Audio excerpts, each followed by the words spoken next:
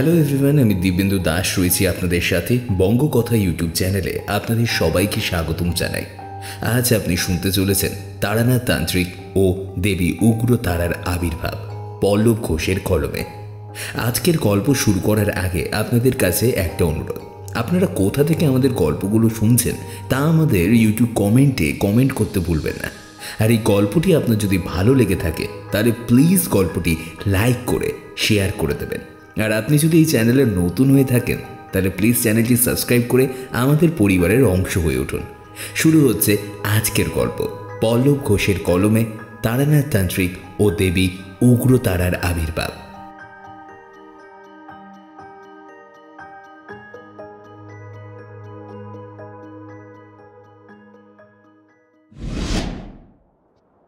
পুজোর হিড়িকটা মিটতেই শীতটা যেন হুড়মুড়িয়ে মুখ ঢুকে পড়ল কলকাতার বুকে। উত্তরে শুকনো হাওয়ার বহর বারে বারে মনে করিয়ে দিতে লাগলো যে এবার সময় হয়ে এসেছে। আবাল বৃদ্ধ বনিতাকে এবার কচ্ছপের মতো নিজেকে গুটিয়ে রাখতে হবে মোটা পোশাকের আচ্ছাদনের ভিতর। কলকাতা তথা বাংলাদেশের শীত যে কতটা ভয়ানক তা কলকাতাবাসীরা ভালো করেই টের পায়। রায় গুণাকর মহাশয় তো ভুল কিছু বলেননি। বাঘের বিক্রম সম মাঘের হিমানি, মাঘ মাস আসতে এখনো অনেক দেরি। তার আগে যদি এই অবস্থা হয়। মঠ লেনে তারানাথের বাড়িতে বসে এই সব কথাই হচ্ছিল। সামনে রাখা নবীনচন্দ্র মোদকের দোকানে সদ্য প্রকাশিত হওয়া নলিন গুড়ের রসগোল্লার হাঁড়ি। আজ ছুটির দিন, তবুও গল্পের লোভে আপাদমস্তক চাদর জড়িয়ে মিষ্টের হাঁড়ি নিয়ে আমরা মানিকজোড় এসে জুটেছি তারানাথের থানে। তারানাথও একটা বেশ পুরনো দিনের চাদর জড়িয়ে বসে রয়েছে আমাদের সামনে। এতক্ষণ কেবল আমি আর কিশোরী বসে এটা ওটা বকবক করছিলাম। তারানাথ বাচ্চা ছেলের মতো একবার এদিকে একবার ওদিকে মাথা ঘুরিয়ে ঘুরিয়ে আমাদের কথা শুনছিল। কিশোরী হাঁড়ি থেকে একটা রসগোল্লা তুলে মাছের টোপ গেলার মতো গপ করে মুখে পুরে বলল, কি ঠাকুরমশাই, কিছু বলুন। ঠান্ডার চোটে যে একদম জুবুধুবু হয়ে গেছেন দেখছি। তারানাথ একবার তীক্ষ্ণ চোখের দৃষ্টিতে কিশোরীর দিকে তাকালো, তারপর মৃদু হেসে বলল, তারানাথ তান্ত্রিককে জবুথুবু করে রাখবে এমন শীত তোমাদের কলকাতায় কখনো পড়ে না হে। সাধনার নেশা এককালে গোটা বাংলা ঘুরেছি। উত্তর থেকে দক্ষিণ সব জায়গায় জল মাটি হাওয়ায় বড় হয়েছি। উত্তরের হাড় কাঁপানো ঠান্ডায় কত জটা জুটো ধারী বাবাকে যে দেখেছি বছরের পর বছর কেবল একটা নিংটি পরে সাধনায় লীন হয়ে থাকতে। সেসবের কাছে এইসব কলকাতার কুকুর তাড়ানো ঠান্ডায় কোনো তুলনা হয় না। তারানাথ একটা রসগোল্লা তুলে মুখে পুরে আধ বোঝা চোখে বেশ আরাম করে চিবোতে চিবোতে বলল, ও দিনের স্বাদ যে পেয়েছে তার কাছে আর সব দিনের স্বাদ মেকি হে। সাত সকালে ছোট শাল জড়িয়ে খালি পায়ে শিশির ভেজা ঘাসের উপর দিয়ে ছুটে বেরুতাম। কুয়াশা হিম এসবে তোয়াক্কাও করতাম না তখন। গ্রামের ছেলের ঠান্ডা লেগে শরীর খারাপ হওয়ার মতো লজ্জার আর কিছু ছিল না। ছুটতে ছুটতে এসে পৌঁছতাম শম্ভু পালের বাগানে। তাল, খেজুর, লেবু অনেক গাছই ছিল সেখানে, কিন্তু তার থেকেও যেটা অধিক মধুর তা ছিল তারির টান। নেশা শুরুর প্রথম ধাপ ওটা বুঝলে হে। বাড়ির লোক এবং অবশ্যই বাগানের মালিকের থেকে লুকিয়ে যা করার করতাম। একদিকে বুকের ভেতরে দুরু দুরু ভয়, আর অন্যদিকে তারির লোভ। সব মিলিয়ে বেশ একটা রোমাঞ্চ হতো, কিন্তু ভয়টা যে এভাবে সত্যি হয়ে যাবে ভাবিনি। মানে ধরা পড়ে গেছিলেন নাকি? তারানাথ মৃদু মৃদু উপরে নিচে ঘাড় নাড়ালো। গ্রামের আর সব ছেলেদের সাথে যে খুব একটা আমার বনতো না, সে আগেও তোমাদের বলেছি। এই কুকর্মটা আমি একাই করতে যেতাম। একদিন এরকমই খুব সকাল সকাল গিয়েছি ওই শম্ভুপালের বাগানে। যথারীতি কোথাও কেউ নেই। গোটা বাগানটা ঘন কুয়াশার চাদরে এমনভাবে বেষ্টন করে রয়েছে যে দূর থেকে বাগানের ভেতরে কে আছে কারোর বোঝার সাধ্যি নেই। তবুও তো সাবধানের মার নেই। আমি এদিক ওদিক একবার ঘুরে তাকিয়ে আস্তে আস্তে বাগানে ঢুকলাম। এসে দাঁড়ালাম গাছের নিচে। হাঁড়িটা গাছের ডগায় ঝুলছে। গায়ে চাদর খুলে সেটা ভালো করে কোমরে জড়িয়ে গাছের গায়ে সবে একবার রেখেছি, পেছন থেকে কে হাড়ে গলা চেঁচিয়ে উঠল, তবে রে হতভাগা, সাত সকালে চুরি করতে এসেছ? আমি চমকে উঠে ঘুরে তাকালাম। দেখি কুয়াশা ভেদ করে ছুটে আসছে বাগানের মালিক স্বয়ং শম্ভুপাল। চাদর আবার গায়ে মাথায় ভালো করে জড়িয়ে ছুট লাগালাম সামনের দিকে। পিছন থেকে অকথ্য ভাষায় গালিগালাজ ভেসে আসছে। বাগানের উল্টো দিক দিয়ে বেরিয়ে সামনের মাঠ পেরিয়ে ছুটে গিয়ে বাঁশবনের ভেতরে ঢুকলাম। ছুটতে গিয়ে অসাবধানতায় কঞ্চিতে লেগে হাতে বেশ অনেকটা ছড়ে গেল।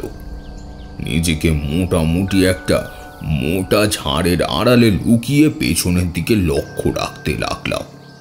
শম্ভুপালের গোদা চেহারা, স্বাভাবিকভাবেই আমার মতো একজনের সাথে সে ধাওয়া করে ছুটে পারবে না। বাগানের বাইরে এসে সে এদিক ওদিক ঘুরে দেখতে লাগলো। হাতে একটা মোটা লাঠি। অমন চেহারায় ও দিয়ে এক ঘা মারলে আমার মাথা ফেটে ঘিলু যে বেরিয়ে আসতো তাতে কোনো সন্দেহ নেই। আমি যে তার নাগালের বাইরে পেরিয়ে এসেছি তা সে ভালো করেই বুঝতে পেরেছিল। এদিক ওদিক তাকিয়ে শেষটায় বাঁশবনের দিকে একটা তীক্ষ্ণ দৃষ্টি রেখে চলে গেল। নিরাপদ বুঝে আমিও আস্তে আস্তে বাইরে বেরিয়ে এসে বাড়ির পথ ধরলাম। কিশোরী দুই হাতের তালু ঘষে বলল, বলেন কি মশাই, আপনি এই সবও করেছেন? বটেই, আর এসব তো কোথায় কি। তারপর মুখটা সামনের দিকে একটু নামিয়ে গলার স্বর চেপে বলল, ব্যবসা করতে গেলে টুকটাক এমন হাত মারার অভ্যাস রাখাটা দোষের কিছু না। একটা সময় ভেলকির জোরে অনেকটা কামিয়েছিলাম বটে, তবে সে যে কখনোই আমার কাছে থাকবে না তা আমি জানতাম। ঘোর দৌড়, নারী ও সুরার মধ্যে তৃতীয় নেশাটি আমার সর্বাধিক সর্বশান্ত করেছে। তারপর জানালার দিকে তাকিয়ে আনমনা হয়ে কি যেন ভাবতে লাগলো। তারানাথের এমনটা নতুন না। বহুবার সে কথা বলতে বলতে এরকম হুট করে আনমনা হয়ে গিয়েছে। একটা সময় পর সে নিজেই বলল, শম্ভুপালের বাগানের ঘটনাটা যে এতটা দূরে গড়িয়ে যাবে তা অবশ্য আমি ভাবিনি। দোষটা যে আমার ছিল না তা নয়, কিন্তু তাই বলে যে ও এরকম একটা পদক্ষেপ নেবে মনে পড়লে এখনো আমার গায়ে কাঁটা দিয়ে ওঠে। আমি আর কিশোরী দুজনেই বুঝতে পারলাম আজ বেশ অন্যরকম কিছু কাহিনী হতে চলেছে। শুনবে? আচ্ছা বেশ, শোনো তবে। তবে আবারও বলছি, এ ঘটনা সত্য। তোমরা কতটা মানবে জানি না। আরে আপনার কথা আমরা কোনো কালেই অবিশ্বাস করিনি ঠাকুর মশাই, ওসব নিয়ে ভাববেন না। আপনি বলুন, আপনি বলুন। তা মানলেই ভালো। শম্ভুপাল চলে যাওয়ার পরেও আমি বেশ খানিকক্ষণ বাঁশবাগানে লুকিয়েছিলাম, আর ভয় হচ্ছিল একটাই, শম্ভুপাল আমাকে চিনতে পেরেছে কিনা। কারণ খবরটা যদি একবার বাবার কানে যায় সেটা একটা অনর্থ হবে বইকি। বার ফটকা যে আমি ছিলাম সেটা নয়, ঠিক আছে, তাই বলে দিন দুপুরে চুরি চামারি করে ধরা পড়া আর সেটাও আবার অন্যের মুখে শোনা জিনিসটা খারাপ। যাই হোক, আমি বেরিয়ে ওধারের মাঠ দিয়ে ঘুরে ঘুরে সেদিনের মতো বাড়ি ফিরে গেলাম। শম্ভুপাল আমাকে চিনতে পারুক বা না পারুক, ঘটনাটা বাড়ি অবধি পৌঁছায়নি। তবুও মনে ভয় থাকলেও শম্ভুপালের বাগানে যাওয়ার নেশা আমি ছাড়তে পারলাম না। শুধু তারই নয়, শীতের কমলা লেবুও যে কি সুন্দর, আহা! শম্ভুপাল নিজে নাকি কোনবার নাগপুর থেকে লেবুর চারা এনে বাগানে বসিয়েছিল। কিন্তু লোকটার ওই একটাই সমস্যা, বাগানে ফল পচবে তবু লোককে সহজে কোনো জিনিস দেবে না। আমিও ছিলাম সেরকমই পাড়া নারী। গ্রামে যে আর কারোর বাগান ছিল না তা নয়, কিন্তু খেলে ওই শম্ভুপালের বাগান থেকেই খাবো, এটা মনে হলেই মনের মধ্যে যেন একটা আলাদা সন্তুষ্টি আসতো। 2 দিন আর ওদিকে মারালাম না। 3 দিনের মাথায় আবার ওই ভূতটা চাপল। ভোরবেলা বাড়ি থেকে বের হলাম। গায়ে ঘুরে গেরস্তের বাড়ি একটা নিয়ম ছিল, ভোরবেলা দোরগোড়ায় আগে জলের ছিটে দিতে হতো, ইষ্টমন্ত্র পড়তে হতো, তারপরেই বাড়ির লোক বাড়ির বাইরে বের হতে পারত। আগে 2-1 এই নিয়ম লঙ্ঘন করার জন্য মায়ের কাছে বকা খেয়েছি, কিন্তু কাক ভোরে না বের হলে পাখি হাতছাড়া হয়ে যাবে, তাই এই ভয়ে সেদিন তাড়াতাড়ি বের হলাম। শীতের সকাল, চারিদিকে ঘন কুয়াশার আচ্ছাদনে ঢাকা। গোটা গ্রামটা যেন নিজেকে লেপ কম্বলে ভেতরে নিজেদের মতো জায়গা করে নিয়েছে। বাগানের পাশে এসে আস্তে আস্তে বেড়া ঠেলে ভেতরে ঢুকলাম। শিশিরের জল জমেছে বেড়ার গায়ে। এই সকালে আর যাই হোক, পাহারার জন্য কেউ থাকবে না। হলো তাই। বেশ খানিকটা তাড়ি খেয়ে কয়েকটা লেবু নিয়ে যখন ওই চৌহদ্দির বাইরে বেরিয়ে এলাম, মনের মধ্যে আলাদাই একটা তৃপ্তি হলো। ঠিক করলাম এরকম 3-4 দিন পর পর যাব, সেটাই বরং ভালো হবে। কিন্তু 3 দিনের মাথায় একটা অদ্ভুত ব্যাপার ঘটলো। বিকেলে আমি আর বাবা একটা মাছ ধরার ছেঁড়া জাল সেলাই করছিলাম। হঠাৎ দেখি দূর থেকে পাশের বাড়ি পাঁচু মিত্তির হন্তদন্ত করে এদিকেই ছুটে আসছে। বাবা গলা তুলে বললেন, কি রে পাঁচু, কি হলো? এরকম হন্তদন্ত হয়ে ছুটছিস যে? পাঁচু আমাদের কাছে এসে মাথা নিচু করে হাঁফাতে লাগলো। তারপর হাঁফ ছেড়ে বলল, বিরাট বিরাট ব্যাপার ঘটেছে গো ঠাকুর। কেন, কি হয়েছে?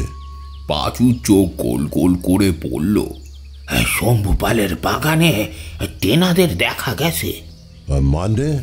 হ্যাঁ গো, কাল সন্ধ্যায় নাকি মিনুর মা গোয়ালের গরুর দুধ দুয়ে ফিরছিল।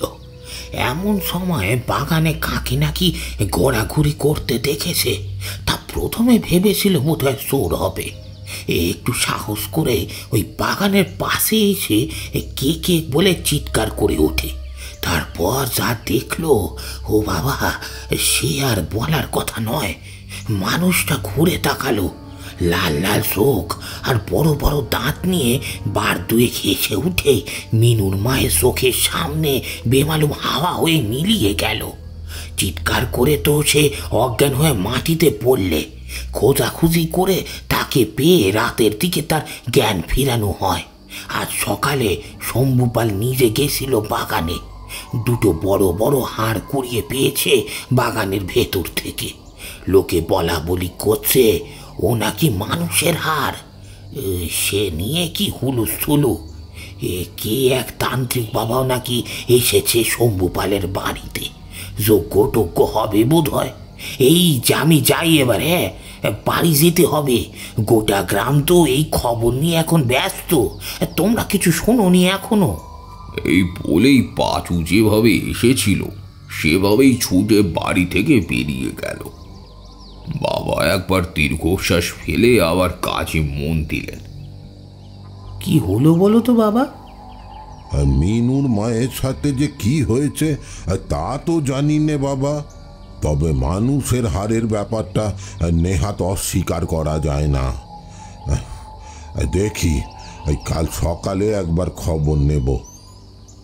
বাকি কথাগুলো আমার খুব একটা মনে দাগ না কাটলেও ওই পাঁচু মিত্তিরের শেষের কথাগুলো আমার মনে ধরল। শম্ভু পালের বাড়িতে তান্ত্রিক এসেছে। রাতে শুয়ে শুয়ে ভাবতে লাগলাম যদি বাবাজির দর্শন পাই।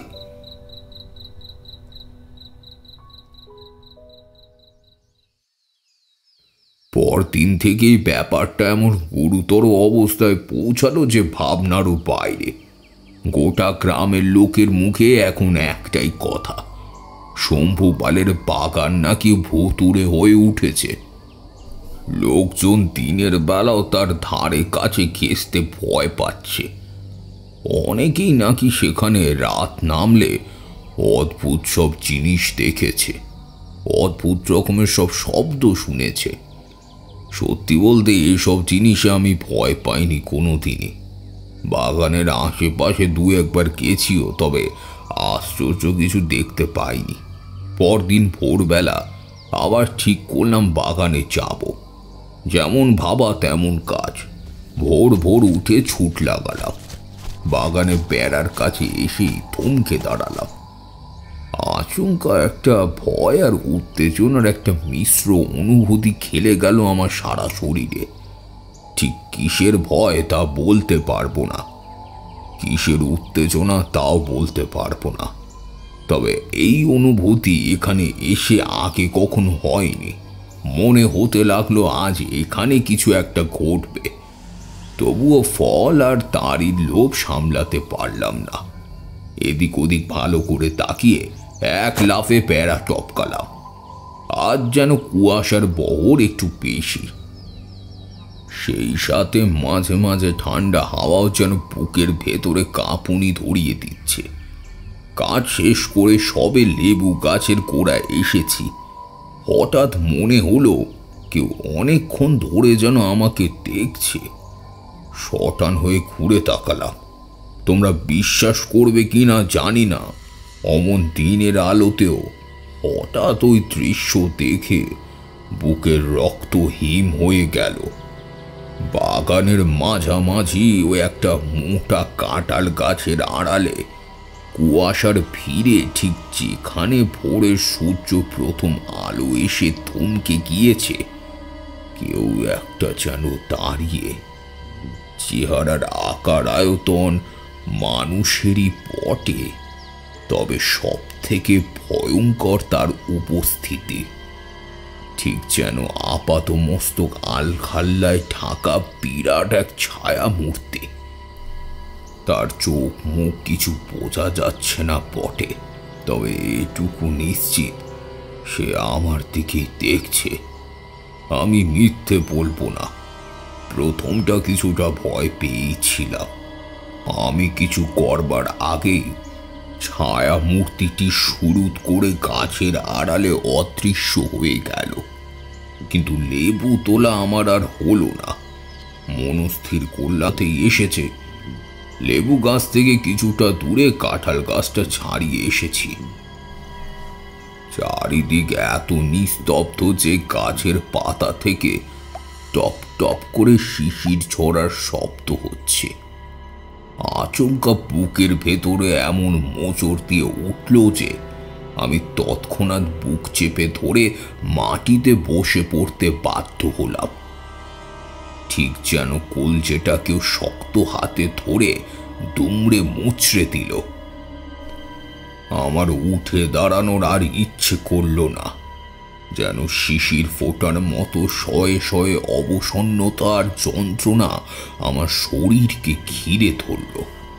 মাথার মধ্যে একটা তীব্র যন্ত্রণা অনুভব করলাম, আর সেই সব অনুভূতিগুলোকে 10 গুণ বাড়িয়ে দিতে পেছনের কাঁঠাল গাছ থেকে ভেসে এলো অনভিপ্রেত কর্কশ হাসির শব্দ।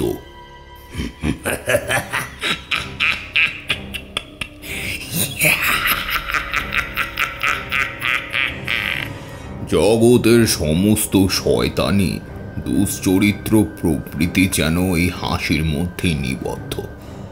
সেই মুহূর্তে আমার মনে হতে লাগলো এর থেকে কুৎসিত কিছু ধরাধামে আর হয় না। সে হাসির শব্দ ভয়ানক বটে, একই গোটা শরীর জুড়ে এমন অসহ্য যন্ত্রণা আর ক্লান্তি, আর তার উপর এমন হাড় জ্বালানো হাসি। মনে হতে লাগলো এই হাসি আজ আর থামবে না। এই হাসির মালিক যদি এর বিনিময়ে আমার জীবন নেয় তাও দিতে প্রস্তুত, কিন্তু এই হাসি আর এক মুহূর্ত আমি সহ্য করতে পারছি না। ধীরে ধীরে আমাকে মাটিতে লুটিয়ে দিচ্ছে এ হাসিতে থাকা সম্মোহনী শক্তি। আমার কি হবে? আমার কি তবে এমন অসহায় ভাবেই মৃত্যু হবে? আমি ঢলে পড়লাম শিশির ভেজা গাছের বুকে। এরপর কি হয়েছিল তার আমি জানি না।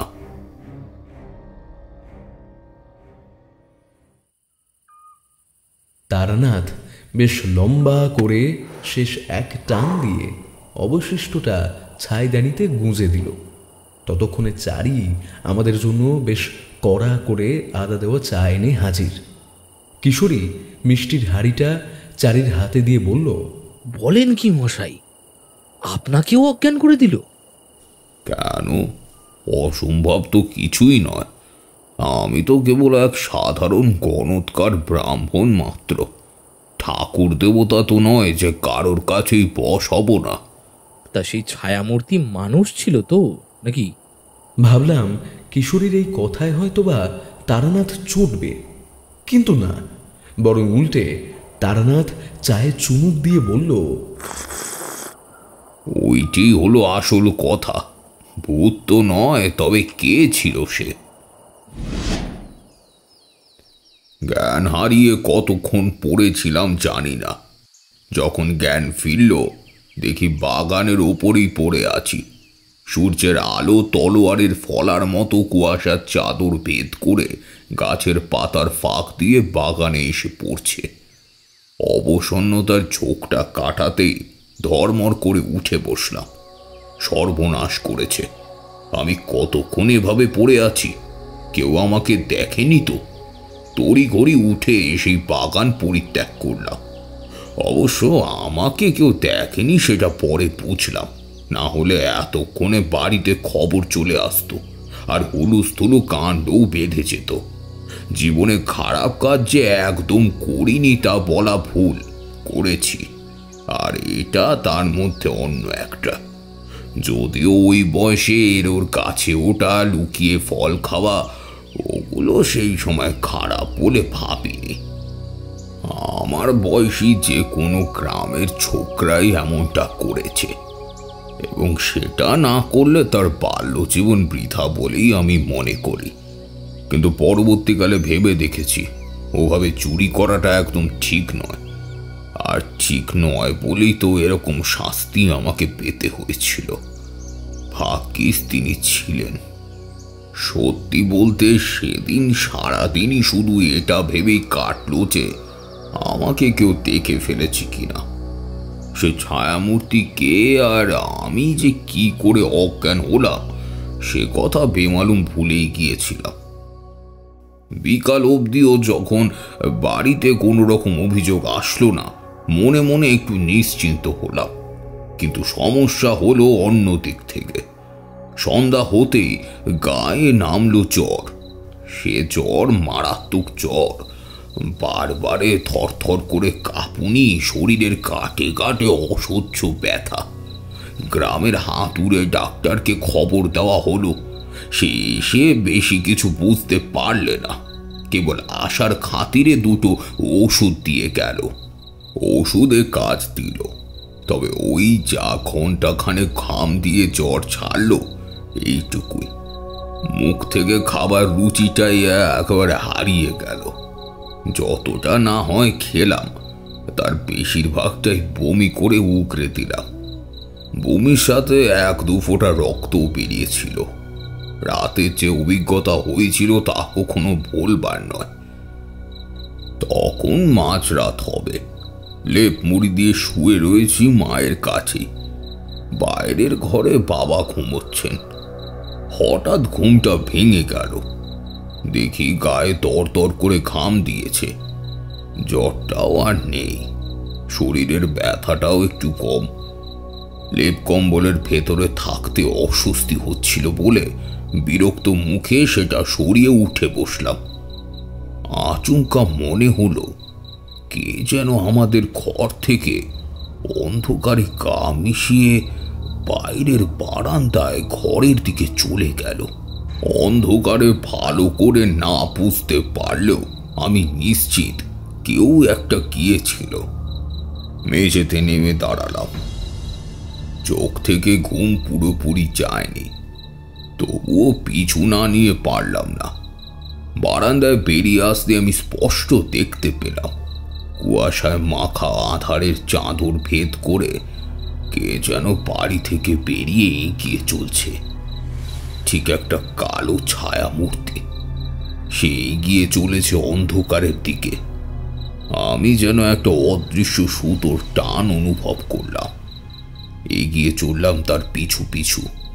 কোথায় যাচ্ছি, কেন যাচ্ছি কিচ্ছু বুঝতে পারছি না, তবুও যাচ্ছি। অন্ধকার ঠান্ডা কোনো কিছুই আমাকে থামাতে পারছে না। বেশ কিছুটা যাওয়ার পরে যেখানে এসে থামলাম, জায়গাটা এতক্ষণে আমার চেনা লাগলো। শম্ভুপালের বাগান, কিন্তু রাতের অন্ধকারে বাগানের সে এক অদ্ভুত দৃশ্য। গোটা বাগানটা অদ্ভুত আলোয় আলোকিত। পিত, হরিত, লোহিত নানা বর্ণের আলোয় গোটা বাগানটা মাখামাখি। অন্ধকার সমুদ্রের বুক থেকে একটুখানি জায়গা কোনো চঞ্চল শিশু বেখেয়ালে উল্টে দিয়েছে রঙের পাটি। আমি সম্মোহিতের মতো সেদিকে তাকিয়ে রইলাম কেবল। ধীরে ধীরে একটা অদ্ভুত শব্দ আমার কানে আসতে লাগলো, ঠিক যেন পাতালের গভীর ফুঁড়ে কিছু একটা বেরিয়ে আসার শব্দ। আর সেই নানা বর্ণের আলো এবার গোল গোল বৃত্তাকারে আমার চোখের সামনে ঘুরতে শুরু করলো। শব্দের তালে তালে তারা যেন নিচে বেড়াচ্ছে, আর প্রতি মুহূর্তে আমাকে আলাদা করে দিচ্ছে এই ইহজগতের পাচ্ছু জ্ঞান থেকে। সময়, স্থান, কাল, পাত্র কোনো কিছুই বিবেচনা করার পরিস্থিতিতে আমি আর নেই। বেশ খানিকক্ষণই খেলা চলার পর আমার কানে এলো একটা গুরু গম্ভীর গলার স্বর। আয় আয়, এদিকে আয়, আমার কাছে আয়, আয় না।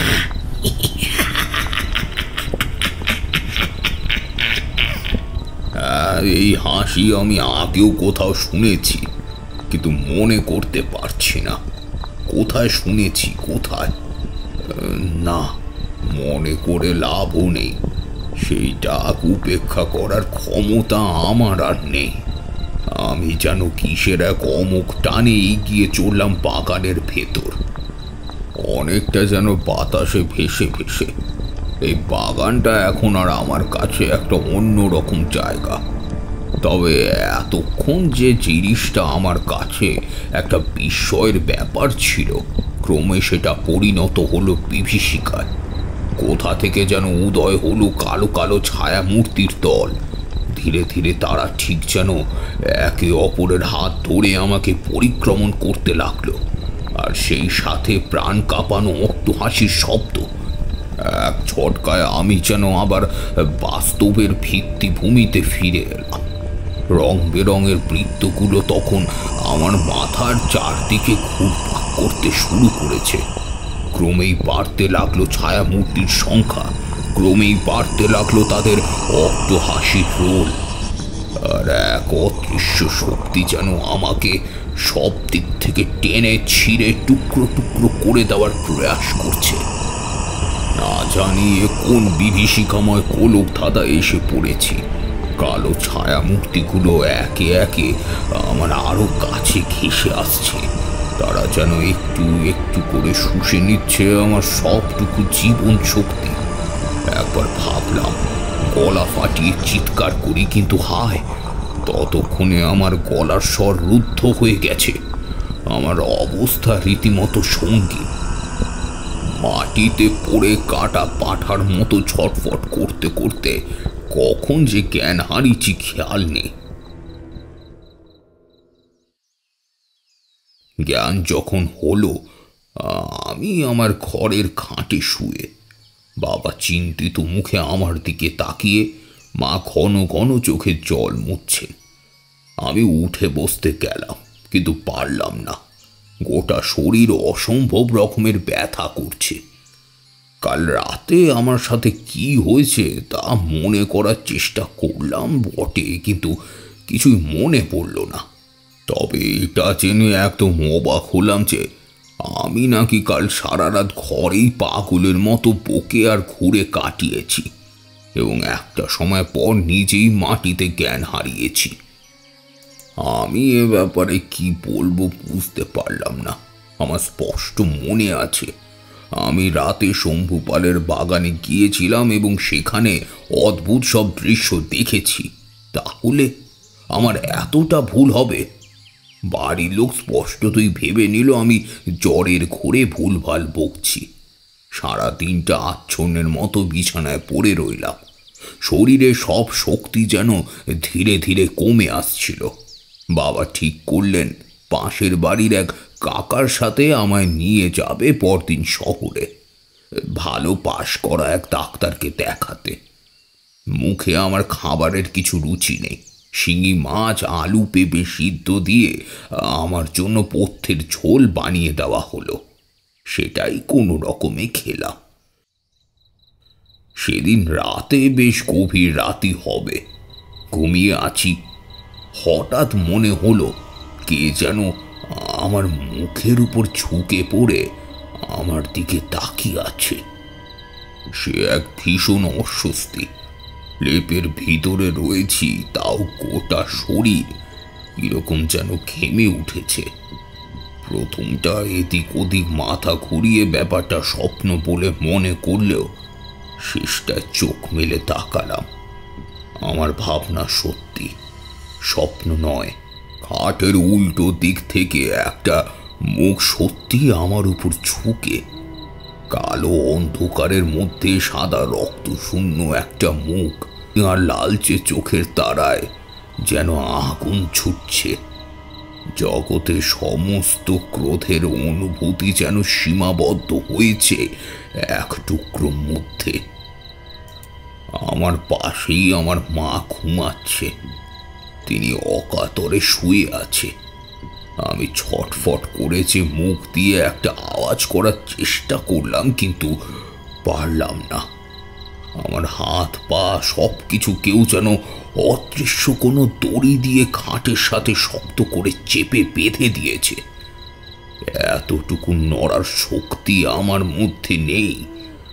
আমার অবস্থা রীতিমতো সঙ্গীন হয়ে পড়েছে, এবং এবং ওই মুখটা খিলখিল করে হেসে উঠল যেন আমার এই অবস্থা দেখে। সে হাসির মধ্যে লুকিয়ে রয়েছে এক অমানুষী, বলা ভালো পৈশাচিক উল্লাস। সেই হাসির শব্দ কি আর কেউ শুনতে পাচ্ছে না? এই গোটা বাড়ির মধ্যে কি আমি সেই হতভাগ্য যাকে এই দৃশ্য সহ্য করতে হচ্ছে? হায় ঈশ্বর, আমাকে রক্ষা করো, রক্ষা করো আমাকে। ঈশ্বরই বোধ হয় করি রক্ষা করলে। মুখটা আমার মুখের ওপর থেকে সরে গেল, এবং ঘরের মধ্যে আবার সেই স্বাভাবিক নৈশ নিস্তব্ধতা ফিরে এলো। এতক্ষণ যেন আমার দম বন্ধ হয়েছিল। এবার খানিকটা হাফ ছেড়ে জোরে জোরে নিঃশ্বাস নিলাম। সারা রাত আর সেভাবে ঘুম হলো না। আচ্ছা, আপনি যখনকার কথা বলছেন তখন কি ওই আপনার ওই সব গুরুবিদ্যা, তন্ত্র সাধনা এইসব শেখা হয়ে গেছে? না না, তখন এসব শিখিনি। শিখলে কি আর এসব থোড়াই আমাকে ঠেকাতে পারতো? তোমরা কি বুঝতে পেরেছ আমার ঠিক কি হয়েছিল? তারানাথ আমাদের মনের ভাবটা বুঝে নিয়েই বোধহয় বলল, আচ্ছা বেশ বেশ, আগাগোড়া বলতে থাকি, না হলে আসল ঘটনা বলে দিলে গল্পের আমেজটা নষ্ট হবে। হুম হুম হুম, সেই ভালো সেই ভালো, বলুন। চায়ে চুমুক দিয়ে তারানাথ বলতে শুরু করলো, পরদিন থেকে শরীর একটু যা হোক সারতে শুরু করলো। বাড়ির লোক আশ্বস্ত হতে শুরু করলো আমাকে নিয়ে। যে সময়ের কথা বলছি তখন এই ভবঘুরে জীবনের প্রতি নেশাটা আমার চরমে উঠতে শুরু করেছে। সংসারে টিকতে চায় না মন। সেই জন্যই বোধহয় নিজের মনকে বোঝালাম যে ঘরে থাকছি বলেই হয়তো এইসব রোগ ভোগ হচ্ছে। হিসেব করে দেখলাম আমি শেষবার বাড়ি থেকে বেরিয়ে যখন ফিরে আসি সেও প্রায় মাস 2 হয়ে গেল। না, আর থাকা যায় না। সুযোগ বুঝে পোটলা বেঁধে সকলের চোখের অলক্ষ্যে বেরিয়ে পড়লাম। শরীর দুর্বল অবশ্যই, তবে ভবঘুরে জীবন আর সর্বোপরি সাধনার নেশা তার থেকে অধিক প্রভাব ফেলেছে আমার শরীরে। সে যাই হোক, মাইলের পর মাইল হেঁটে একটা গ্রামে পৌঁছালাম। তখন সন্ধ্যা হয়ে গিয়েছে। রাস্তার ধারে একটা মুদির দোকান। মুদি ভায়া সব গোছ কাজ করছে, বোধহয় এবার ঝাঁপ বন্ধ করবে। গ্রামে ঘরে এমনটাই হয়, অন্ধকার ঘনিয়ে এলেই যে যার বাড়ির পথ ধরে। এখানে সকালও খুব তাড়াতাড়ি, রাতও খুব তাড়াতাড়ি। খুব খিদে পেয়েছিল, দেখলাম পোটলায় 2 পয়সা রয়েছে। মুদি দোকানে গিয়ে একটু জল খেয়ে 2 পয়সার ভাজা ছোলা কিনলাম। প্রথমটায় ভাবলাম মুদিকে জিজ্ঞেস করি যে আজকে রাতটা কোথাও এখানে আশ্রয় মিলবে কিনা। পরে মাথায় অন্য ভাবনা এলো। লোকের বাড়িতে অযথা অন্ন ধ্বংস করা ভালো কথা নয়। তার চেয়ে হেঁটেই দেখি না কোনো ছোট মন্দির টন্দির যদি পেয়ে যায়, তার চাতালেই না হয় থাকা যাবে। মোটা কম্বল একখানা বাড়ি থেকে এনেছি, অসুবিধা হবে না। বেশ কিছুটা যাওয়ার পর একখানা মন্দির দেখতে পেলাম বটে, তবে মনে হলো না সেখানে ধূপ জল পড়ে বলে। মন্দিরটা গ্রামের একদম প্রান্তে, আর পিছন দিয়ে একটা সরু রাস্তা চলে গিয়েছে। দুধারে হালকা পাতলা বন। কুয়াশা এখান থেকে এমন পড়েছে যে বেশি দূর দেখাও যায় না, তবে মোটামুটি আন্দাজ করলাম এটা নিশ্চয়ই কালী মন্দির, আর খুব কাছাকাছি শ্মশান টশান রয়েছে। মন্দিরের চাতালে উঠলাম। চাতালটা ফেটে এমন অবস্থা যে বৃদ্ধ লোকে মুখের বলি রেখার মতোই যেন এই চাতালের মেঝের ফাটলগুলো মন্দিরের প্রাচীনত্বের প্রমাণ দিচ্ছে। চাতালের একদিকে সিমেন্টের চাঙড় খসে ইট বেরিয়ে গিয়েছে, দুদিকে থামের অবস্থাও খুব ভালো নয়। গোটা মন্দিরটা কিরকম যেন পক্ষাঘাতগ্রস্ত রোগীর মতো দাঁড়িয়ে আছে। মন্দিরের দেওয়ালের পাশে মোটামুটি একটা জায়গা দেখে বসলাম। ঠান্ডাও রয়েছে বেশ। মোটা কম্বলটা বেশ ভালো করে জড়িয়ে নিয়ে কড়াই ভাজা নিয়ে বসলাম। সমস্যা একটাই, একটা ছোট্ট বাতি হলে ভালো হতো।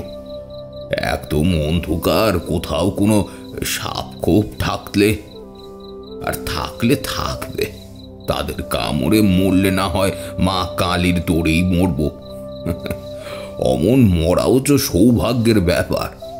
খেতে খেতে এইসব 7-5 উল্টো পাল্টা ভাবছি। আচমকা কি মনে হতে ডাইনে মাথা ঘুরাতেই দেখি একটা কালো মূর্তি ঠিক আমার মতো করে আমার পাশে এসে বসেছে।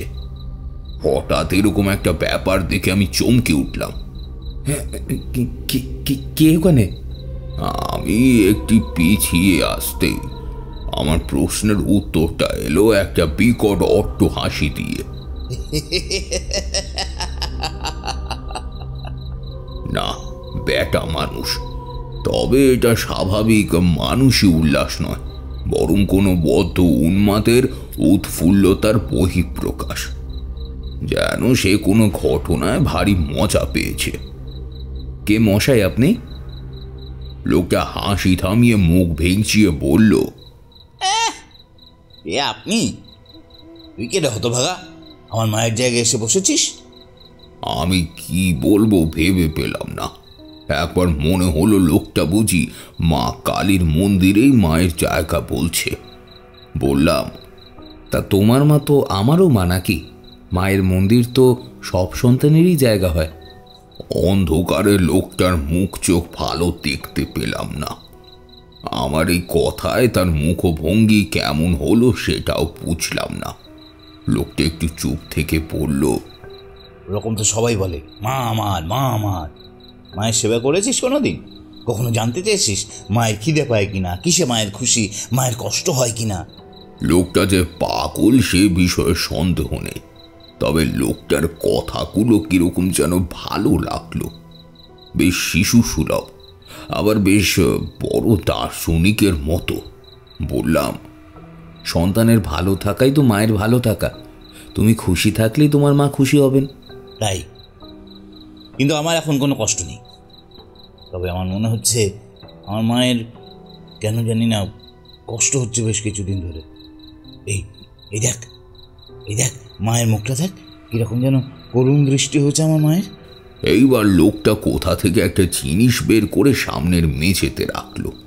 অন্ধকারে যতটুকু বুঝলাম সেটা একটা মূর্তি, কোনো দেবী মূর্তি। তবে কোন দেবীর মূর্তি তা অন্ধকারে বুঝতে পারলাম না। সে কথা পাগলকে জিজ্ঞেস করেও লাভ নেই। আমি একটা প্রণাম করে বললাম, তা তোমার কেন মনে হয় মায়ের মুখ ভার? জানি না রে, মনে হয় তোর জন্য। আমার জন্য? তুই বললি আমার মা তোরও মা। আমার মনে হচ্ছে তুই খুব কষ্টে আছিস, তুই ভালো নেই, তাই আমার মাও ভালো নেই। তুমি কিছু খাবে? খিদে পেয়েছে? তুই খাওয়াবি? খিদে পেয়েছে খুব। আমি ছোলা ভাজার ঠোঙাটা তাকে দিয়ে বললাম, এইটুকুই রয়েছে আপাতত, তোমার পেট ভরবে কিনা জানি না। শেষের কথাগুলো পাগল শুনলো কিনা জানি না। চাদরের ভেতর থেকে দু হাত বের করে ঠোঙাটা নিয়ে সে মূর্তিটার উদ্দেশ্যে বলল, ওমা ওমা, বলছে একটু খাই খাই, খিদে পেয়েছে বড়। এই বলে সে একবার মাথা হেঁট করে মূর্তির পায়ের কাছে ঠেকালো।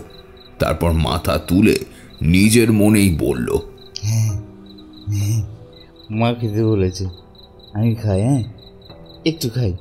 বলেই সবটুকু ছোলা গোগ্রাসে উদরস্থ করল। বুঝলাম বহুকাল তার জীব কিছু স্বাদ পায়নি। মূর্তির দিকে তাকিয়ে একটা দীর্ঘশ্বাস ফেলে বললাম, হায় ঈশ্বর, এই মানুষগুলোকে তুমি দেখো, ওরা যেন দুটো খেতে পড়তে পায়। তৃপ্তি করে সবটা খেয়ে পাগলা বেশ বড় রকমের একটা ঢেকুর দিল। তারপর হঠাৎ আমার দিকে তাকিয়ে জিভ কেটে বলল, এই যা, কি হলো? এই সবগুলো তো খেয়ে নিলাম, তুই কি খাবি? ও ঠিক আছে, তুমি আসার আগে আমি খেয়েছি, আমার পেট এমনিতেই ভর্তি আছে। মনে হলো একটা প্রশান্তি যেন ছড়িয়ে পড়ল পাগলার মুখে চোখে। সে বেশ খুশি মনে গদগদ হয়ে বলল, তুই খুব ভালো রে, খুব ভালো। দেখবি তোর আর কোনো কষ্ট থাকবে না, মা তোর সব কষ্ট দূর করে দেবে। সন্তানের কষ্ট মা সইতে পারেন না মোটেই। আরও প্রায় ঘন্টাখানেক এটা ওটা বকার পর আমার ভীষণ ঘুম পেতে লাগলো। একই শরীরটা বেশ দুর্বল, তার উপরে এতটা পথ আবার হেঁটে এসেছি। পাগলাকে বললাম, আমি এখানে একটু শুলাম, বুঝলে, খুব ঘুম পাচ্ছে, তুমিও ঘুম পেলে শুয়ে পড়বে। হ্যাঁ, কম্বলটা ভালো করে জড়িয়ে শুয়ে পড়লাম। ঠান্ডাটা ভালোই পড়েছে। অদূরে বন থেকে ঘন ঘন শীতার্ত শিয়ালের ডাক ভেসে আসছে। নিজের গ্রামের কথা মনে পড়ছে। সেই সকাল হলেই ঠান্ডায় এক প্রকার কাঁপতে কাঁপতে ছুটে চলে যাওয়া শম্ভুপালের বাগানে। ফল তাড়ি লুকিয়ে খাওয়া, আরো কত কি। ধীরে ধীরে ঘুম নেমে এলো চোখে। রাত তখন বেশ গভীর। যথারীতি গভীর ঘুমের সাগরে আমি ভাসছি। আচমকা একটা দুপদাপ শব্দে ঘুম ভেঙে গেল। একটু বিরক্ত হয়ে চোখ খুলে এদিক ওদিক চাইলাম। চারপাশের কুয়াশাটা আরো ঘন হয়েছে। অন্ধকার আর কুয়াশার দুয়ের চাপে বেশি দূর দেখাও যাচ্ছে না, তবে মনে হচ্ছে খুব ভারী কিছু পায়ের শব্দ যেন মন্দিরের চারপাশে দাপাদাপি করছে, ছুটে বেড়াচ্ছে। সেই শব্দ যেন গোটা মন্দিরকে কাঁপিয়ে দিচ্ছে। এ আবার কি? ডাকাত পড়ল নাকি? হঠাৎ পাগলের কথা মনে পড়ে ঘুরে তাকালাম। না, কেউ নেই আমার ধারে কাছে। পাগলা পগার পার হয়েছে। এত শীতের রাতে শ্মশান চত্বরে নির্জোর মন্দির চাতালে আমি সম্পূর্ণ একা। হতবুদ্ধির ন্যায় সামনে তাকিয়ে রইলাম।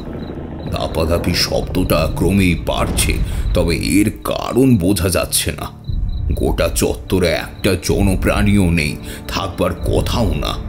কারণ আমি বেশ বুঝতে পারছি এরপরে আজ রাতে যা ঘটতে চলেছে তা কেবল আমার জন্যই।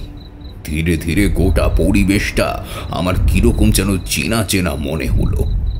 কালো সাদা কুয়াশা আর অন্ধকারের বুক ছেদ ঘটিয়ে একসাথে বিধরিত লোহিত আলোকে ভেসে উঠল মন্দির চত্বরটা। আর তারপরেই সেই আলোর রেখা একটা বলয়ের মতো যেন ঘিরে ধরল মন্দিরটাকে। ধীরে ধীরে আমার চোখের সামনে ধরা দিল সামনের দৃশ্য। কালো কালো ছায়া মূর্তির দল উদয় হলো আমার সামনে। আগুনের ভাঁটার মতো তাদের চোখের দৃষ্টি আমার দিকে নিবদ্ধ। হ্যাঁ, এই সেই ছায়ামূর্তির দল, সে লাল হলুদ আলো যা আমি দেখেছিলাম শম্ভুপালের বাগানে। না না, আমি নিশ্চিত সেদিন যাই হোক হলেও আজকে আমি যা দেখছি তা স্বপ্ন নয়। নিজের সজ্ঞানে এই অলৌকিক দৃশ্যের সম্মুখীন হয়েছি আমি। এই প্রথম একটা অজানা ভয় যেন দলা পাকি উঠল আমার গলায়। সাথে সাথে শুরু হলো সেই সব ছায়ামূর্তিদের অট্টহাসির শব্দ। অমন হাড় কাঁপানো শীতের রাতে বুক ফাটানো হাসির শব্দ, যে দৃশ্য প্রত্যক্ষ না করলেও কল্পনা করাও কঠিন। তবে এবার আর তারা ঘুরে ফিরে নাচছে না, বদলে সবাই একজোট হয়ে যেন আমার দিকে এগিয়ে আসছে।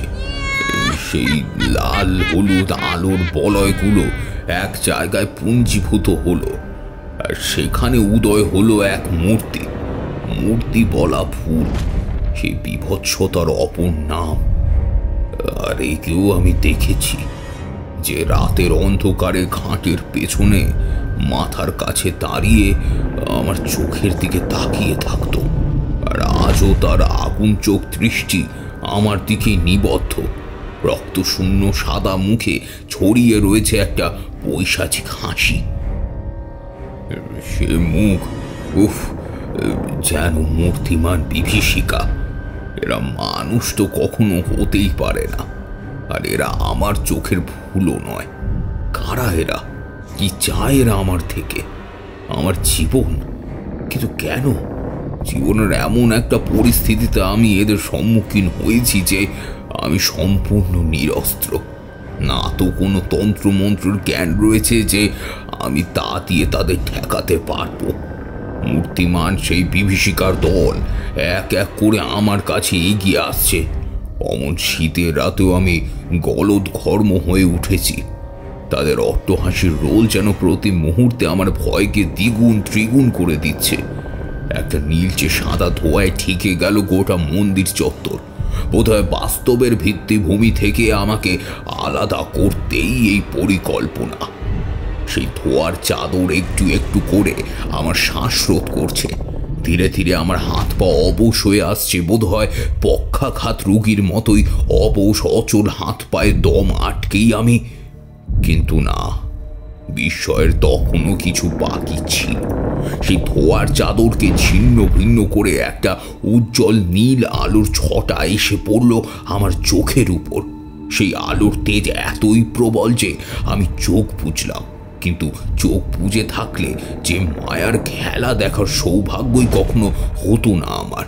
অবাক হয়ে দেখি আমি চাতালের উপর যেখানে বসে আছি তার থেকে হাত তিনেক দূরে মেঝেতে রাখা নীলচে আলোয় সেই উৎস, সেই মূর্তি দেবী ত্রিনয়না চতুর্ভুজা, যার হাতে তরবারি, ছোড়া নীলপদ্ম আর মন্দিরা পাত্রে শোভিতা, মুকুটের বিরাজমান সর্প নিয়ে চিতা সহিত লাশের উপর দণ্ডায়মান ভয়ঙ্করী পাগলার মা দেবী উগ্রতারা।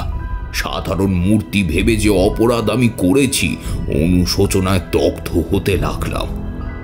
সত্যি তিনি পাগলার মা, জগতের মা। সেই উজ্জ্বল দিব্যলোকে একটু একটু করে সব ধোয়া কেটে গেল। সেই আলোক শক্তি স্পর্শে অবশ হাতে পায়ে যেন একটু একটু বল ফিরে পেতে লাগলাম। উচ্ছ্বাসিত হলো গোটা মন্দির চত্বর, যেন কোনো দিব্যলোকে এসে পড়েছি এক মুহূর্তের জন্য। দেবীর অপার মহিমায় এক এক করে দূরীভূত হতে লাগলো অপশক্তির কালো মেঘ, কালো কালো ছায়া মূর্তির দল আর সেই বিভৎস প্রেতিনী। এক একটা ধোয়ার স্তূপে পরিণত হয়ে উড়ে যেতে লাগলো শূন্যে। অতৃপ্ত আত্মার দল মুক্তি পেল প্রেতজনি থেকে। আর তারপর আবার নেমে এলো সেই অন্ধকার। না, তবে আর গাঢ় নয়। ধীরে ধীরে সেই অন্ধকার ফিকে করে পূব আকাশে দেখা দিল রক্তিম আভা। সূচনা হলো নতুন দিনের, নতুন ভোরের, এই অধমের জন্য একটা নতুন জীবনের। তারানাথ থামল। আমার আর কিশোরীর মুখ তখনও হাঁ। সত্যি মানুষটার জীবনটা একটা বায়োস্কোপের ঘটনার থেকে কোনো অংশে কম নয়। যত শুনি তত অবাক হই। দশম মহাবিদ্যার দ্বিতীয় মহাবিদ্যা মা তারা। বজ্রযান শাখায় দেবীর প্রায় 800 যোগিনী রূপের বর্ণনা থাকলেও হিন্দু শাস্ত্র মতে দেবীর 8 রূপ।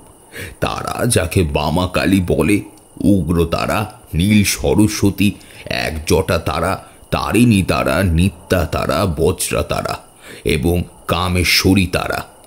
এদের মধ্যে মা উগ্রতারা দেবীর ভয়ঙ্করী দেবী। তিনি তান্ত্রিক দেবী, প্রতিরক্ষার প্রতীক। শ্মশানেই দেবীর অধিবাস আর সাধনা স্থল বলে মনে করা হয়। তবে যাই হোক, মা তো মাই হয়। যে রূপেই তিনি হোক না কেন, সন্তানের রক্ষা তিনি করবেনই। সব না হয় বুঝলাম ঠাকুরমশাই, কিন্তু আপনার সাথে এইসব কি হচ্ছিল? এর ব্যাখ্যা আমি তৎক্ষণাৎ না পেলেও পরে বুঝেছিলাম। এর পেছনে ছিল শম্ভুপাল। শম্ভুপাল? এটা আমরা দুজন কেউই ততটা আশা করিনি। তারানাথ মাথা নাড়ল। শম্ভুপালের বাড়িতে শুরুতেই এক তান্ত্রিক আসার কথা বলেছিল, মনে আছে? আসলে সেই তান্ত্রিক এসেছিল তার বাগানটাকে প্রেতভিশপ্ত করতে। বাগানে সামান্য চুরি ঠেকাতে শম্ভুপাল যে এত দূর যাবে আমি তা ভাবিনি। এই তান্ত্রিক অপঘাতে মরা এক কুমারী আর আরও কয়েকজনের দেহাংশ, চিতার ছাই এইসব ছড়িয়ে গিয়েছিল নাকি বাগানে, যে কারণে লোক ওখানে ভূতের উপদ্রব দেখতে পায়। শর্ত ছিল যে এসে ওই বাগানে প্রবেশ করবে বা ফল খাবে, সেই পড়বে এই অতৃপ্ত আত্মার ক্ষোভের মুখে। আর সেই বলির পাঁঠা আমি হই। এই পরে সেই তান্ত্রিকের কি হয়েছিল তা আমি জানি না, তবে আমাকে সারানো কোনো ডাক্তারের কর্ম ছিল না। তা পারত কেবল ওই পাগলা আর তার মা উগ্রতারা। সামান্য মানুষ হলেও অনেক বড় কিছু। সে ঠিক বুঝেছিল আমার বিপদ হবে, তাই তো মায়ের দূত হয়ে সে এসেছিল আমাকে এইসব থেকে রক্ষা করতে। সব কিছু মায়েরই কৃপা, বুঝলে? তাই কিছু বোঝার ক্ষমতা আমাদের মতো সাধারণ মানুষের নেই, বুঝলে? সব কিছু বুঝতেও নেই। তার চেয়ে বড় মায়ের কৃপা আমাদের উপর বর্ষিত হোক, তাতেই তার সন্তানদের মঙ্গল।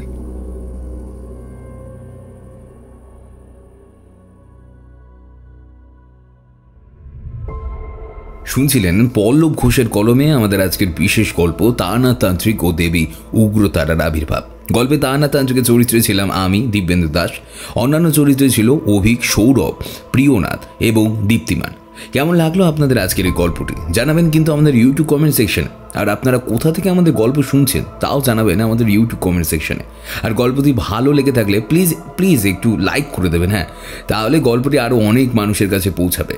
আজকের জন্য চললাম। ভালো থাকবেন, সুস্থ থাকবেন এবং এই চ্যানেলে নতুন হলে চ্যানেলটি একটু সাবস্ক্রাইব করে দিন, আমাদের পরিবারের সদস্য হয়ে উঠুন।